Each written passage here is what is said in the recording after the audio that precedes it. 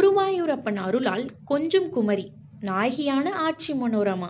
தமிழ் திரைப்பட கலைஞர்களாலும் ரசிகர்களாலும் ஆச்சி என அன்போடும் மரியாதையோடும் அழைக்கப்படுபவர் நடிகை மனோரமா.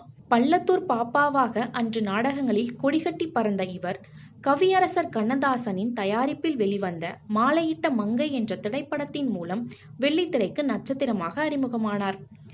சிறு சிறு வேடமிட்டு நடித்துக் கொண்டிருந்த இவர் சிருங்கார நாயகியாக அறிமுகமாகனதன் பின்னணி அலாதியான ஒன்று.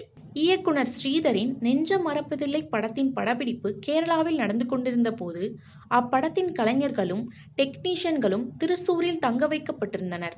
அதில் சில கலைஞர்கள் அருகிலுள்ள குருவாயூர் கோயிலுக்கு சென்று குருவாயூரப்பனை தரிசித்த போது அக்கோவிலை சுற்றி சிறு சிறு விளக்குகள் பிணைக்கப்பட்டிருந்ததை கண்டு விளக்கம் கேட்க, வரும் பக்தர்கள் ஏதாவது வேண்டிக் கொண்டு அது பலித்துவிட்டால் இந்த விளக்குகளுக்கு எண்ணெய் ஊற்றி திரியிட்டு ஏற்றி வைப்பார்கள் என அங்குள்ள ஒருவர் விளக்கமளித்தார். குருவாயூரப்பா, நான் இறக்கும் முன் என் மகள் ஒரே ஒரு படத்திலாவது கதாநாயகியாக நடிக்க வேண்டும்.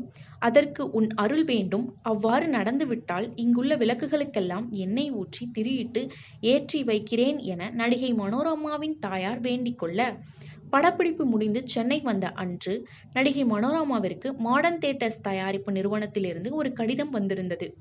கடிதத்தில், உன்னை எங்களது அடுத்த படமான கொஞ்சும் குமரியில் நாயகியாக ஒப்பந்தம் செய்திருக்கிறோம், உடனே வந்து சந்திக்கவும் என அந்நிறுவனத்தின் அதிபரும் இயக்குனருமான ஆர். சுந்தரம் எழுதியிருந்தார்.